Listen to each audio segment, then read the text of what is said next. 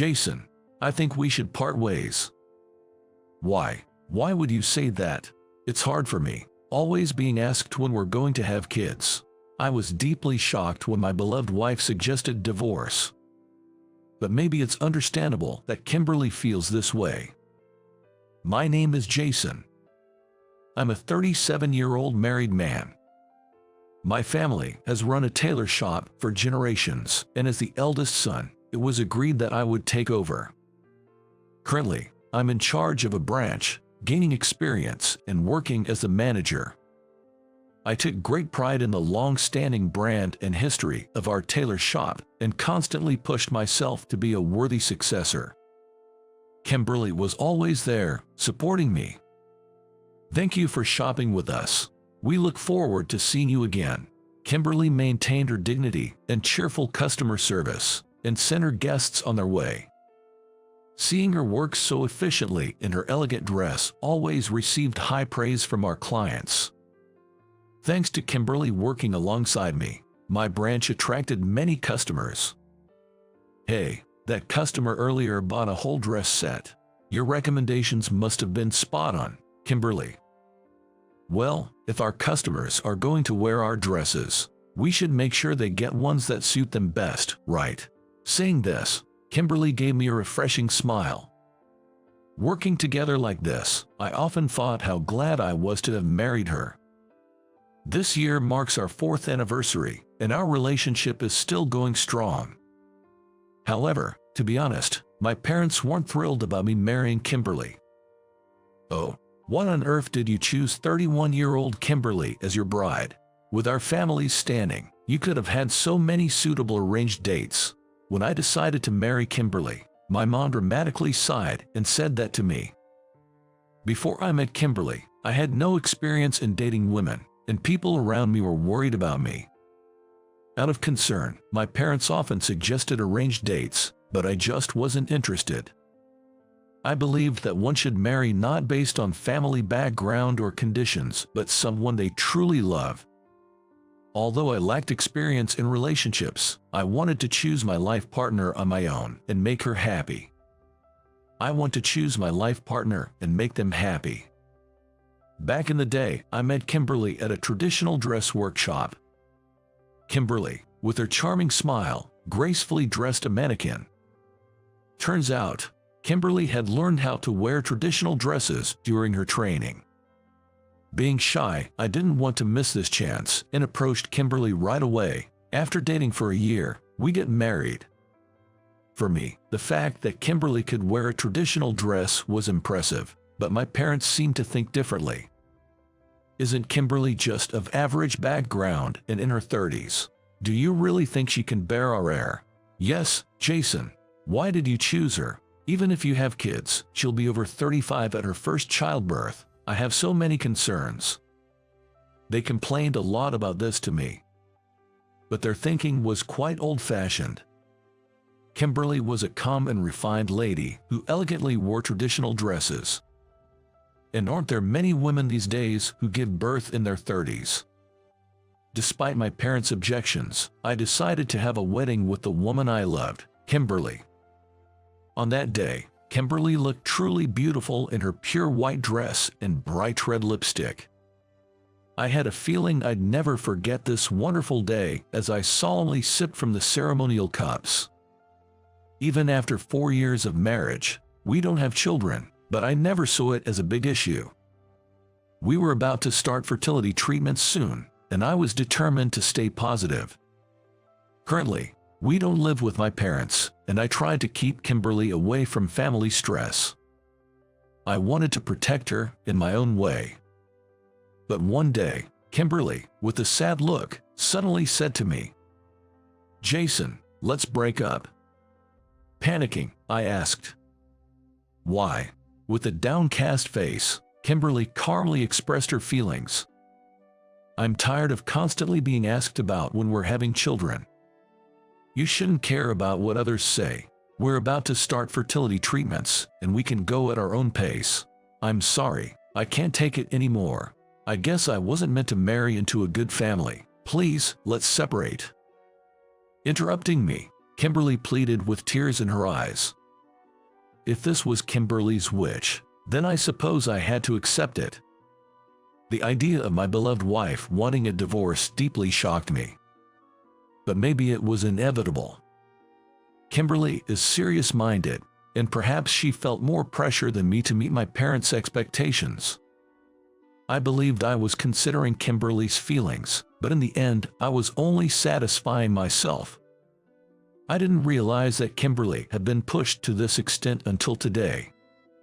I felt like the worst husband ever. All right, let's get a divorce.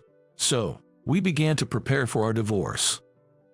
Since we both agreed, everything proceeded smoothly without any issues. My parents were thrilled about the divorce. "Jason, well done. We'll arrange a good match for you soon." Kimberly got what she deserved. She was out of her league marrying our Jason. "Hey, don't say anything bad about Kimberly." I raised my voice, and my parents visibly flinched, falling silent.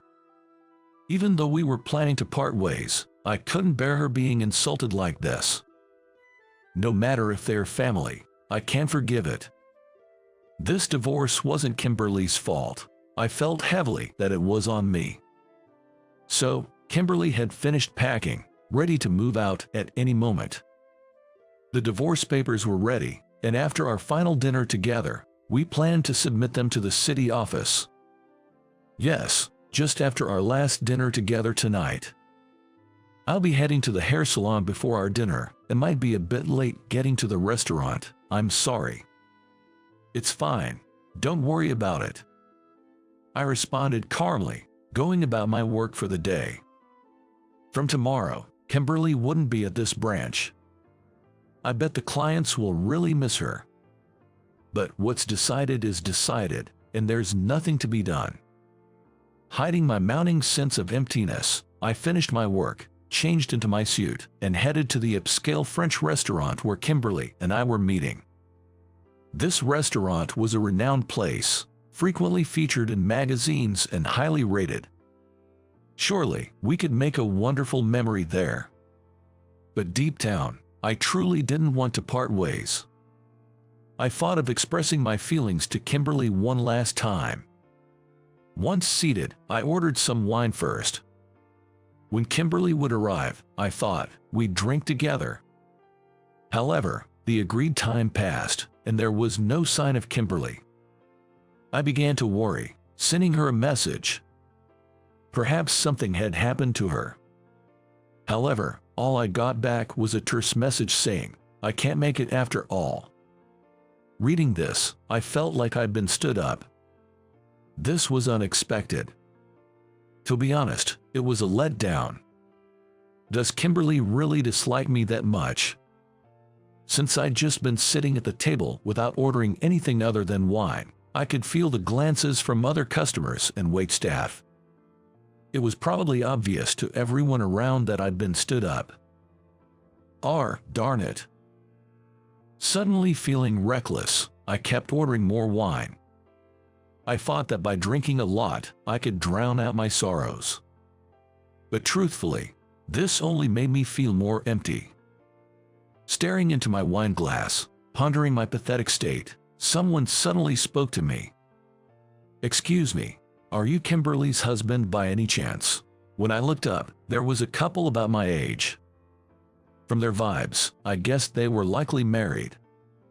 The man was bald, and the woman had an elegant air about her. I unconsciously sensed a familiar vibe from these two. But the fact that they know about Kimberly. Who exactly are this couple?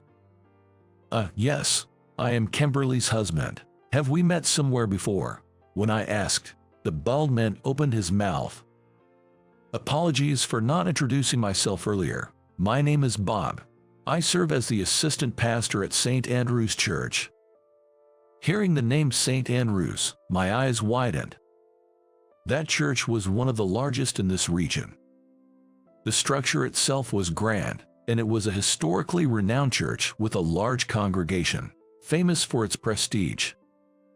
Given its history, it's probably under the same kind of scrutiny from the public as our family-owned clothing store. It was probably because of this background that I somehow sensed the same atmosphere in these two people as I did. Both are feudal and particular worlds in today's society. The elegant lady in the dress, looking straight at me, began to speak unexpectedly. "Isn't your wife with you today? Kimberly really helped me out. Thanks to Kimberly's advice, I have built a happy home with my husband." Not fully grasping her words, I responded, but then, she dropped a bombshell. 5 years ago, distressed about not being able to have a child, I was on the verge of jumping off a bridge. That's when Kimberly, who happened to be passing by, talked me out of it. Tears welled up in her eyes as she shared her past. She must have been truly desperate back then. The weight of the expectation was probably suffocating her. Kimberly probably felt the same way. The realization made my heart ache for Kimberly. Kimberly desperately tried to stop me, and showing me a photo of you on her cell phone, spoke passionately. "I'm not exactly well regarded by my fiancé's parents, probably because of my age, but even so, he chose me. Honestly, I'm worried about whether I can live up to his parents' ideal of a wife, but I believe I'll never meet anyone I love more than him, and I don't think I'll find anyone who values me more than he does. No matter the challenges, I want to overcome them together." Tears welled up uncontrollably from my eyes as I heard these words from the lady. I was so touched to realize Kimberly felt this way about someone as unworthy as me. Beside me, her husband spoke up. "We're truly grateful to Kimberly. Currently, we've adopted a child and are living happily as a family of 3. We've faced many challenges, but we've overcome them because she's been by my side." It's true, with love, people can overcome any difficulty. Hearing their words, I was determined once again. I didn't care what others said anymore. Throughout this long journey of life, I was certain that Kimberly was the only one for me. If Kimberly still had any feelings left for me, I'd protect her with all I've got. That was my firm decision. No, I should be thanking you. Thanks to both of you, I've had a wake-up call. Let's meet again sometime. I quickly scribbled down my contact info and handed it to them, paid the bill, and left the diner in a hurry. Outside, it was pouring rain, and taxis were bustling about. Initially, I thought of catching a taxi, but they were all occupied. I need to get to Kimberly as soon as possible. Driven by this thought, I ran through the rain. Drenched in my suit, I probably looked out of place to passers-by. But I couldn't care less about that. I had to reach Kimberly as soon as possible. I was certain Kimberly must have also decided to divorce me with great concern. After running for about 20 minutes, I arrived at Central Park. This park was a special place for us. We had our first date here.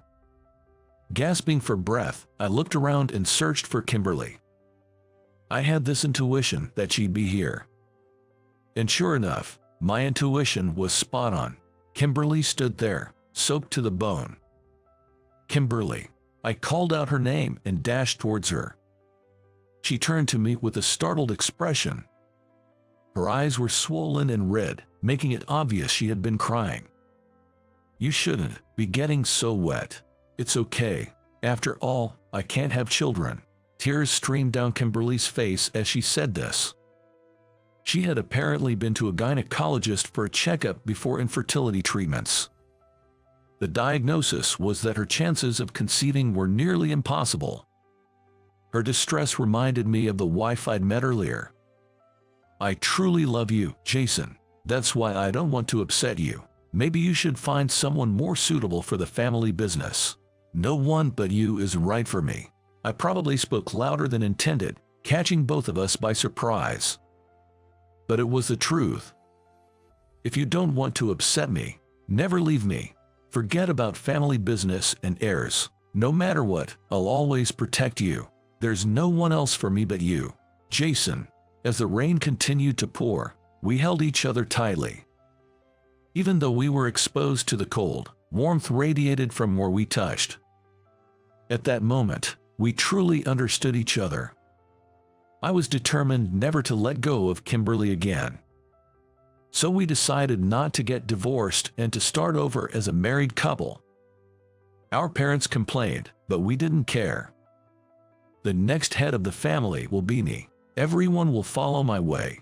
If anyone has a problem with that, I don't mind stepping down from my inheritance. What? That would be a problem, Jason. At my words, both my dad and mom looked panicked. Sure, the current head is my father, but he's clueless about IT stuff. The success of our clothing store is largely due to me. My dad probably doesn't want to lose his successor now. But I wasn't bluffing. If they interfered with my relationship with Kimberly any further, I was ready to cut ties with the family. Fortunately, we had some savings. Kimberly and I know a lot about clothes, so we'd get by. That night, I resolved never to let go of Kimberly again. After that, following the example of Bob and his wife, we adopted a child and began raising him. Our son's name is David, a 3-year-old boy. Kimberly truly loved David with all her heart. Daddy. At first, David was quite shy, but lately, he's been sticking close to me. Oh, David, did you have fun at daycare today? Yeah. Tomorrow's a day off, so let's go to the park, just the 3 of us. Yeah. My parents have started to dote on David recently, and it seems that all the family troubles are heading towards a happy resolution. From now on, I want to keep a certain distance from my parents and cherish Kimberly and David above all else. I'm so happy, Kimberly said with a big smile. We'll overcome any challenges together and share our joys. Watching us, David will surely grow up to be a kind man. I'm not a justice-minded person. Why did I help her when she was being harassed by thugs? I can't even understand it myself. I was in a hurry, with an important errand ahead of me. And yet, this beautiful girl looked up at me with those big eyes. My name is Tom. I'm 28 and work at an advertising agency. Just your average Joe working a 9 to 5. If there's anything that sets me apart, it might be that I have no family to speak of. My mom had me without ever getting married. I know nothing about my father. Never even heard a peep about him from mom. For me, the absence of a father figure was just the norm. Apparently, my mom cut ties with her own parents before I was born. By the time I had any memories, I had no grandparents either. Raised single-handedly by my mom, she passed away just as I was about to graduate college. Sitting by her sick bed, I cried, telling her I wish I could have done more for you. She simply replied, "You didn't need to," before slipping into unconsciousness. And just like that, she was gone. It was a very her way to go. Whimsical, a tad selfish, and slightly eccentric, that was my mom. It wasn't until I entered the workforce that I realized I might have inherited her personality. The way people perceived me was eerily similar to the way I saw my mother. Makes me chuckle thinking, like mother, like son. But hey, I made it to 28 just fine. I'm sure mom's watching over me from wherever she is, feeling content. At work, folks think I lack the oomph but agree I'd get the job done. I'm motivated, it just doesn't seem to come across that way. Some even think I'm holding back my true potential. Truth be told, I enjoy my work. There's a sense of accomplishment and a clear end in sight. The only slight complaint I have is about my immediate supervisor. His name is Kevin. He used to be in charge of training us newcomers. Now, he's our direct supervisor. Kevin has always had a bad reputation around the office. He rarely does any work but has a knack for making it seem like he does. It would be more accurate to say that he is smart. Basically, he's incredibly good at taking credit for others' achievements. On top of that, he's an expert at brown-nosing the higher-ups. the kind to climb the ladder by using his subordinates as stepping stones. I know it's different for everyone, but it does make me wonder about his character. Being entrusted with such a big project alongside Kevin really gives me a headache. It's a major contract and a large-scale project, with formidable competitors to boot. The CEO himself has said that we can't afford to lose this presentation. Kevin is the project leader. We're supposed to work as his hands and feet.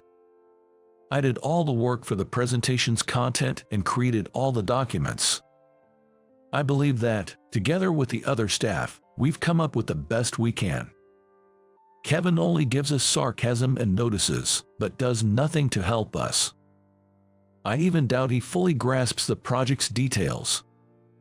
His main job seems to be giving a summarized progress report to the CEO. You could say that's pretty much all Kevin does for work. And of course, he reports it as if it's all his own achievement. Some staff members are getting sick of Kevin and losing their motivation. It also became my role to listen to their complaints. With the final presentation scheduled for the next day, I was feeling a bit nervous. Only Kevin and I are set to attend. I don't think Kevin even checked the presentation details. I'm thinking it's a presentation I'm going to have to work on alone. I doubt Kevin even looked through the presentation materials. I wish anyone but Kevin was accompanying me, but he's the project leader, so there's no helping it. I sincerely hoped he wouldn't get in my way. On the day of the presentation, I left my home earlier than usual. No matter what kind of accident might occur on the way, being late isn't an option. I decided to take a shortcut to the station to get to the presentation venue ahead of time. I don't usually go this way, but I passed through a park behind the station. It turned out to be a poor decision. Let me go. Looking in the direction of the voice, a high school girl was surrounded by a sketchy group. They were insisting on hanging out with the reluctant girl. I couldn't just walk by, so I shouted, "Hey, knock it off." All eyes from the sketchy group turned to me at once. They looked a bit older than the high school girl. They seemed like college students who were used to having their way. She's clearly not interested. They sneered at my words. The apparent leader of the group aggressively said, "Mind your own business." He didn't seem to want to back down. The high school girl looked up at me, clearly seeking help. Forcing her isn't manly. She doesn't want to hang out with you guys. Get it? At my words, they became menacing. I suddenly heard the sound of something cutting through the air, and the next instant, a sharp pain shot through my face. It wasn't until I hit the ground on my knees that I realized I'd been punched. Looking down at me, doubled over in pain, the gang laughed uproariously. My vision started to blur. Just when I thought, this isn't good, the gang's ringleader let out a scream. As my consciousness began to fade, the last thing I saw was a high school girl repeatedly kicking the leader where it hurts. Guess I wasn't the hero of this story after all. Listening to their screams, I slowly closed my eyes. While unconscious, I had a dream. I heroically saved the high school girl, and she thanked me. She hugged me, saying thank you, making me feel on top of the world. And on closer inspection, the girl in the dream looked a lot like my girlfriend from high school. Even though I knew it was a dream, I enjoyed the sensation of her embrace. Cut me some slack, it's just a dream after all. Hey, how long are you gonna sleep? A gentle hand brushed my cheek.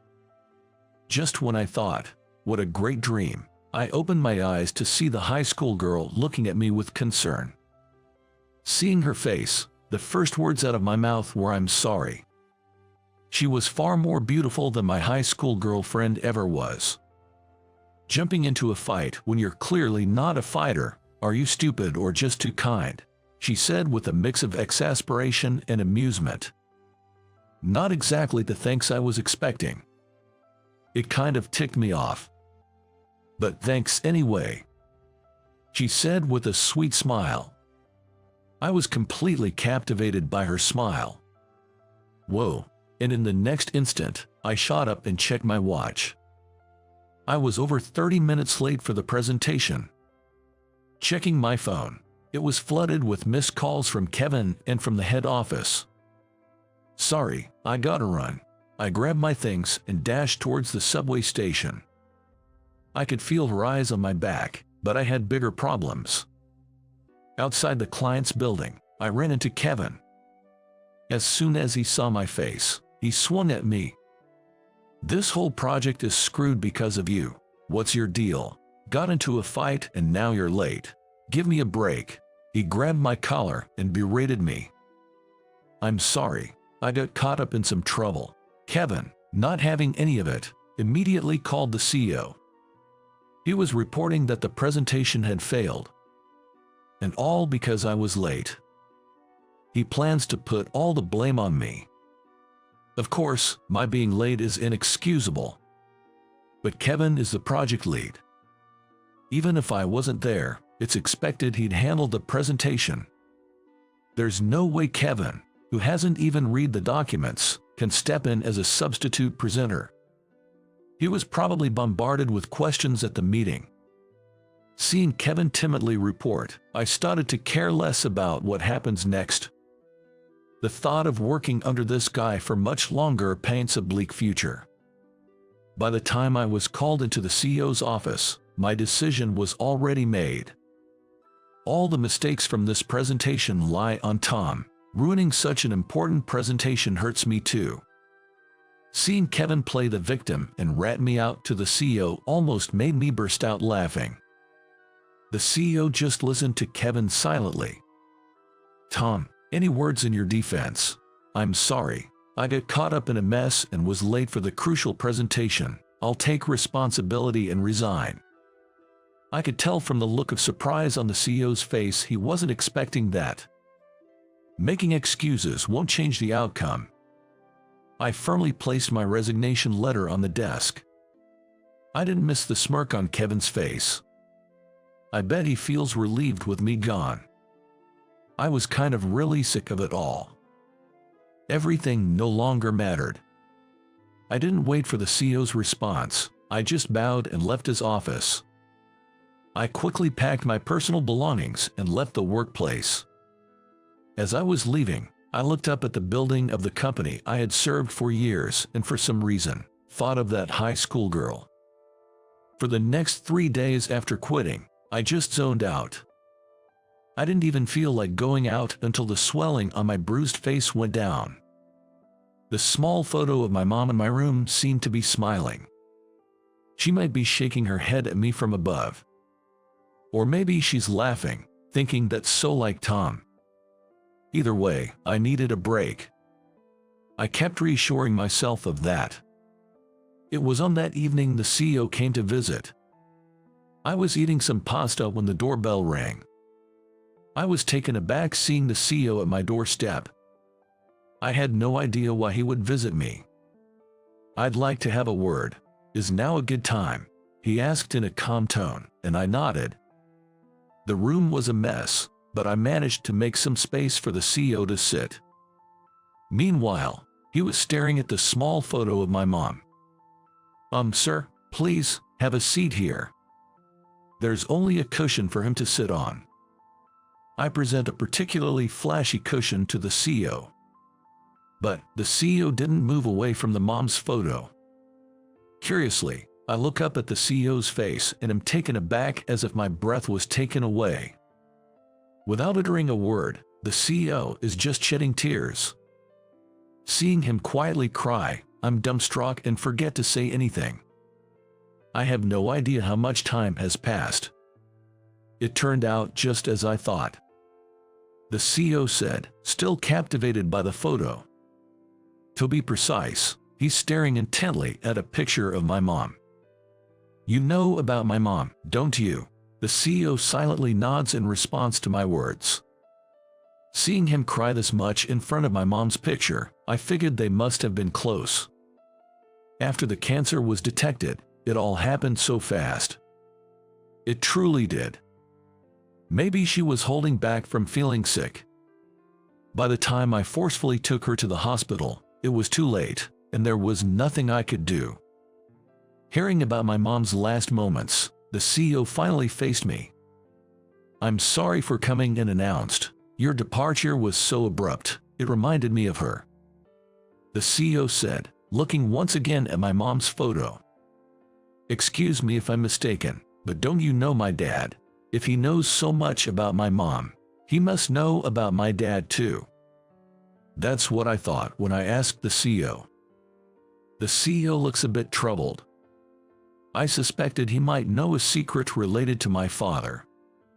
"Tom, would you be willing to take a DNA test?" With those words from the CEO, I understood everything. It made sense. I wanted to brush it off, but the words were stuck in my throat. She disappeared from my sight in an instant. As soon as my arranged date with my current wife was set, she vanished, and that was that. He must deeply regret that time. The CEO seemed to struggle to find the right words. My mom, considering the CEO's future, stepped back. "I've heard that the CEO's wife is the daughter of a senator." "Is that so?" "Sounds just like Mom. But sir, if she were still around, would you have chosen her?" "Oh, that's not the right way to ask. Could you have chosen her?" My sharp words made the CEO flinch. Thinking he was the only one hurt was a big mistake. As visiting me, suggesting a DNA test, felt almost like a betrayal to the family he has now. I don't have a family. I'm all alone in this world. That's why I understand the value of family. I thought the CEO should live to protect his current family, rather than dwelling on the past. "If you're seeking atonement," Mom would probably say, I began. "Huh? I don't need your pity." The CEO stared at me, probably seeing my mom and me. "Could you please leave? I'm not even your employee anymore."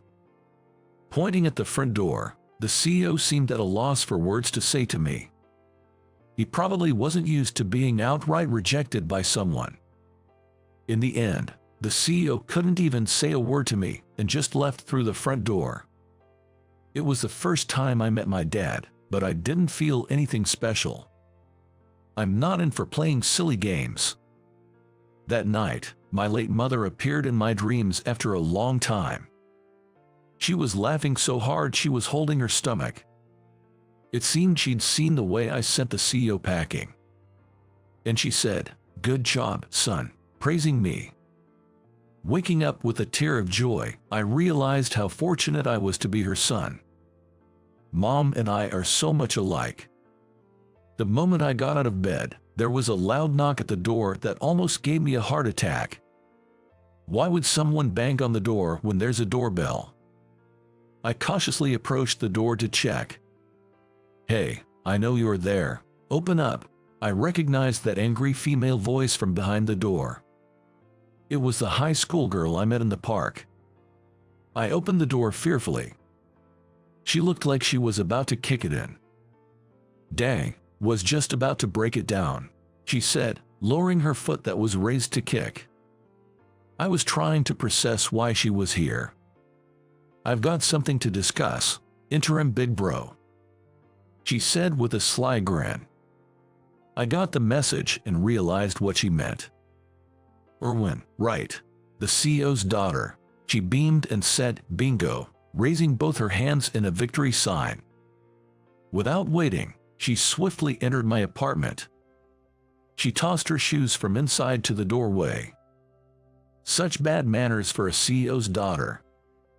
Sighing, I arranged the tossed shoes and looked back into the room. I saw her, with hands clasped in prayer, standing in front of my mom's photo. The long lashes around her tightly shut eyes trembled slightly. She must be nervous in her own way. "Did the CEO tell you about me?" "Nope. Found some documents my mom was looking into." She turned to face me and began talking. Her name was Olivia. Apparently, she was the only child born to the CEO and his wife. Sadly, after giving birth to Olivia, the wife was diagnosed with cancer and had a full hysterectomy. she's still tormented by the fact that she hasn't given him a son. She blames herself for not being able to produce an heir. At that time, the CEO found a photo of my mother he had kept hidden, and after hiring a private investigator, they traced back to me. Olivia said she sneakily saw the documents her mother had kept hidden. Seeing my picture, she was surprised. Turns out, the guy who helped her in the park by chance was her own brother. She felt it was destiny. "Thanks for that time," Olivia said, giving a little nod. "Apparently, Dad said to cherish the family, but Mom knew about you. It's your job to keep my seemingly falling apart family together." She then handed me the DNA test papers. The idea of me holding her family together is beyond bizarre. I've always wanted a brother since I'm an only child. Mom can't have any more children but wants a son, and Dad, wanting an heir, is waiting for you. Receiving the documents, I wasn't sure how to respond. It all seemed to revolve around Olivia's family's needs. What's in it for me? They come and disrupt my quiet life. Don't they feel guilty? I thought it was a lousy negotiating technique. I guess my feelings showed on my face. Olivia smirked. "There's one benefit for you too." "What?"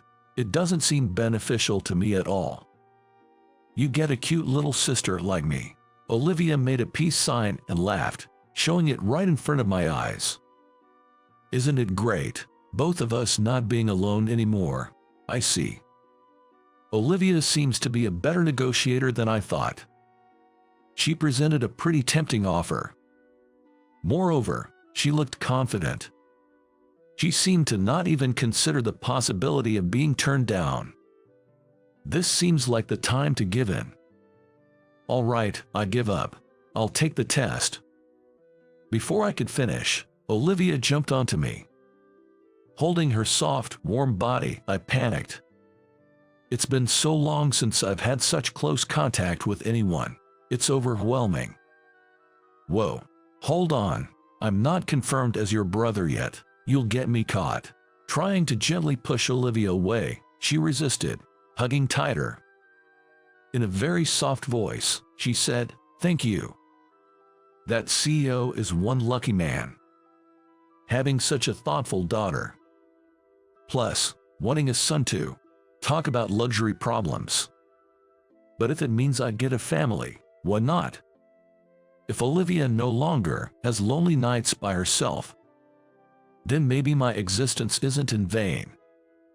From the DNA test, it's confirmed that the CEO and I are related by blood. When opening the results, I met Olivia's mother for the first time. She's the complete opposite of my mother. Elegant and gentle, the kind of woman who supports her man. She respectfully bowed to me, making me feel somewhat embarrassed. I thought she might dislike me, being another woman's son, but she welcomed me so warmly it was shocking. She even cried out of happiness for having a son, and I was at a loss for words. In the end, after the DNA results, it was decided that I'd return to work. I was appointed as the CEO's secretary. Essentially, I'm to support and learn about the CEO's work up close. I didn't want to live with him right away, so I'm still living alone in an apartment. Olivia frequently visits, sharing her troubles and complaints with me. Lately, she's been seeking advice about love. Who would have thought, a year ago, that I'd be giving love advice to my little sister? I've been guiding her, helping her with her love matters, so she can make the right choices. It feels rewarding when she confides in me, sharing troubles she can't discuss with our parents. However, there's one major issue. At this age, having such a cute sister has intensified my protective instincts towards her. I'm even having a hard time dealing with it myself. I reckon when Olivia gets married, both the CEO and I will be crying our eyes out. Family sure is something, I sighed with happiness. My mom is probably watching over me from the above, laughing. Thinking, serves you right, such a luxurious problem to have.